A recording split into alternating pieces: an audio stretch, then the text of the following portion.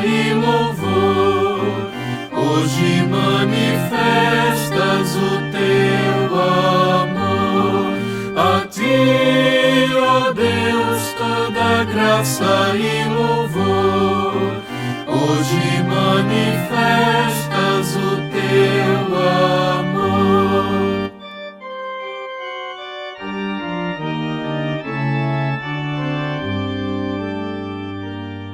Bom dia a todos, a todas. Nós celebramos hoje a sexta estação da nossa caminhada quaresmal da campanha da Fraternidade Ecumênica. Vamos rezar juntos, meditar esse quadro da sexta estação, Verônica enxuga o rosto de Jesus. Em nome do Pai, e do Filho, e do Espírito Santo. Amém. Nós vos adoramos, Senhor Jesus Cristo, e vos bendizemos, porque pela vossa Santa Cruz remistes o mundo. Evangelho segundo São Lucas. Jesus saiu e, como de costume, foi para o Monte das Oliveiras. Os discípulos o acompanhavam. Chegando ao lugar, Jesus disse para eles: rezem, para não caírem na tentação. Então, afastou-se uns 30 metros e de joelhos começou a rezar: Pai, se queres, afasta de mim este cálice. Contudo, não se faça a minha vontade, mas a tua. Apareceu-lhe um anjo do céu que o confortava. Tomado de angústia, Jesus rezava com mais insistência. O seu suor se tornou como gotas de sangue que caíam no chão. Levantando-se da oração, Jesus foi para junto dos discípulos e os encontrou dormindo, vencidos pela tristeza. E perguntou-lhes: Por que vocês estão dormindo? Levantem-se e rezem, para não caírem na tentação. Palavra da salvação. Glória a vós, Senhor. Queria chamar a atenção nessa estação da Via Sacra para alguns aspectos. Eu diria que essa Via Sacra pode ser chamada a coragem da compaixão.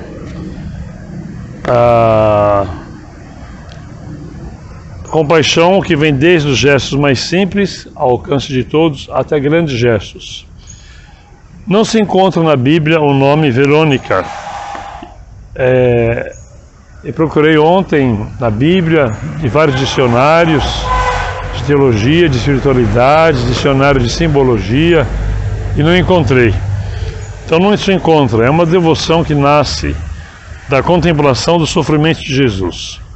E temos aí, a partir desse quadro, a devoção à Sagrada Face de Jesus, que teria deixado no pano da Verônica. Na Bíblia nós encontramos mulheres, discípulos de Jesus, que na companhia dele e com ele, vão retendo também nos seus próprios olhos, nos seus corações, as imagens, também sagradas, dos doentes, dos possessos, dos excluídos, que Jesus tocava. Então, dessa sexta estação, aliás, toda a Via Sacra não é um relato histórico, não é um documento jornalístico.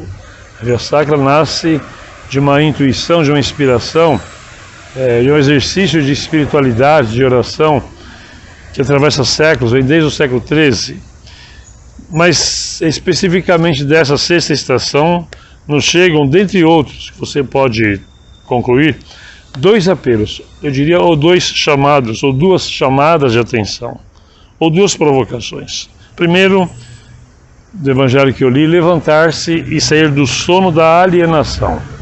A tentação do desânimo, a tentação de não querer saber a realidade, a tentação de achar que nada mais vai dar certo, então é melhor a gente ficar dormindo ou não saber das coisas.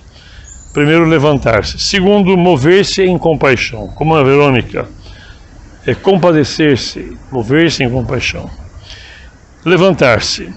Levantem e rezem, para não caírem na tentação, diz o Evangelho escolhido para essa breve meditação. Verônica, ela aparece, esse quadro, como uma parte de um todo do ministério de Jesus. O caminho da cruz, a Via Sacra, não é uma historiografia, como eu disse, não é uma narração jornalística, mas é uma proposta de um exercício de espiritualidade, pictórico, com várias pinturas, com vários quadros, para que nós possamos didaticamente aproximar-nos da realidade do caminho do Senhor, que não se resume nessas 14 estações do caminho de Jesus. Os seus passos vêm desde a Galileia, Judéia, Samaria, Cafarnaum, a todo o itinerário de Jesus, onde ele vai encontrando pessoas em situações de pecado imposto muitas vezes, em situações de doença, de desamparo, de exclusão. Aí está o chamado, sair do sono da alienação, ver e entender o que se passa ao nosso redor. Em segundo lugar, se esta estação da Verônica, que enxuga o rosto de Jesus, é também um chamado a ver, a contemplar a face do outro, no caso aqui do grande outro Jesus, essa estação também é um chamado do Evangelho, é uma provocação a mover-se em compaixão. A Via Sacra não é um documento histórico, como eu disse, mas é uma provocação para nós que somos caminheiros e também percebemos Deus caminheiro conosco. Essa estação, volto no início, é uma estação dos gestos mais simples ao alcance de todos.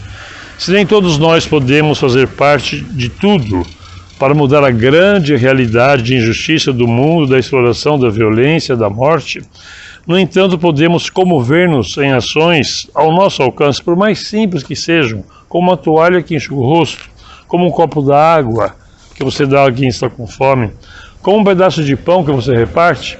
Eu nunca me esqueço, década de 80, eu estava aqui na casa paroquial, e vi uma senhora muito pobrezinha, e se aproximou ali da portaria, da porta da casa paroquial, e eu pensei comigo, mais um pobre que me pedir dinheiro, olha como a gente é, mais um pobre que me pedir dinheiro. E aquele dia Deus me deu um tapa na cara. A mulher tirou um pãozinho só, de um saquinho de papel, e disse, o senhor é o padre? Eu disse, sim, sou o padre. Eu só queria que o senhor benzesse esse pão para mim, que eu comprei na padaria ali agora. Então a gente mover-se em compaixão, vencer preconceito, não ter ideias pré-concebidas e entender as pessoas. Eu lembro quando eu era pequeno também, com a minha mãe na casa de vizinhas, longe de outros bairros, e eu lembro que quando eu chegava na casa de alguns vizinhos, de alguns parentes inclusive, sempre oferecia um chinelo para minha mãe, para tirar o sapato, ficar mais confortável. É um gesto simples de enxugar o rosto. Ou ceder o lugar, ceder o assento na condução. Hoje temos aqueles bancos lá reservados para os idosos. Se tivéssemos educação, se estivéssemos pensando mais nas pessoas que nós, nem precisaria de lei. As leis existem como amuleto, fala São Paulo, é pedagogo. A gente precisa aprender as coisas sem ter que ter uma força de lei. Uma carona que você dá, ou carregar uma sacola da feira, pagar uma passagem de condução, se você tem um dinheirinho, não custa, não é?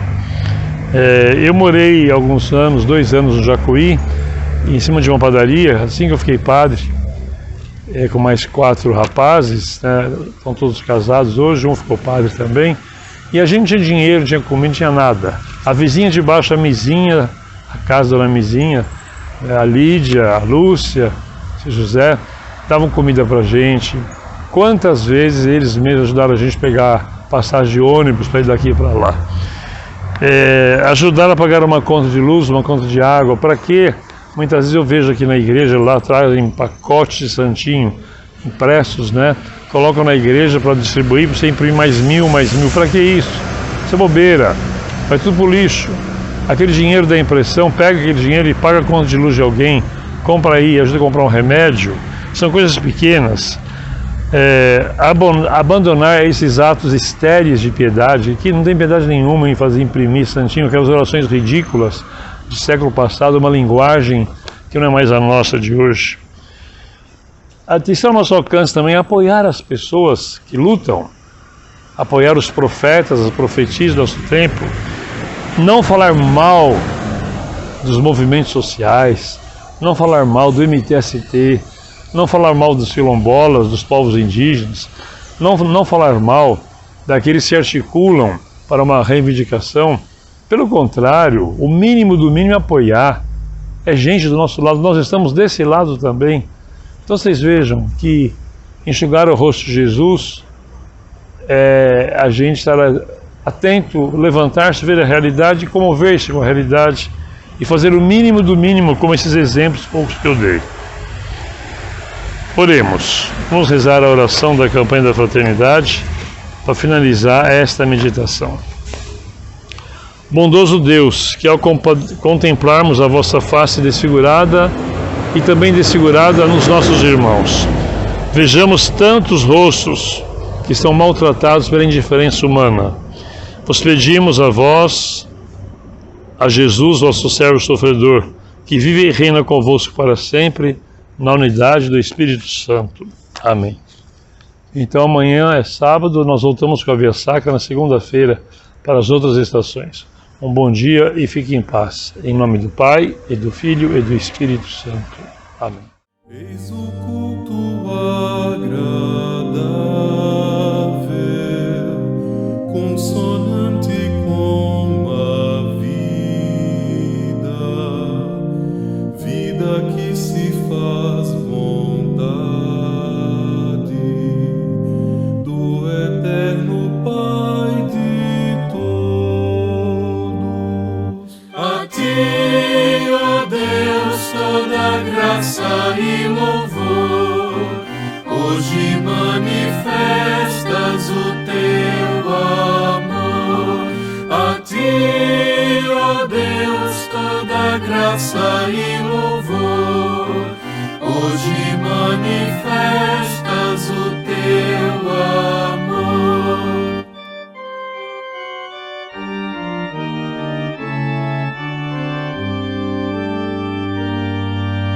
Frente ao mundo não queremos em vivermos conformados, mas sejamos transformados no pensar e entendimento. A ti, ó Deus, toda graça e louvor, hoje manifestas o teu amor. A ti, ó Deus, toda graça e louvor, hoje manifestas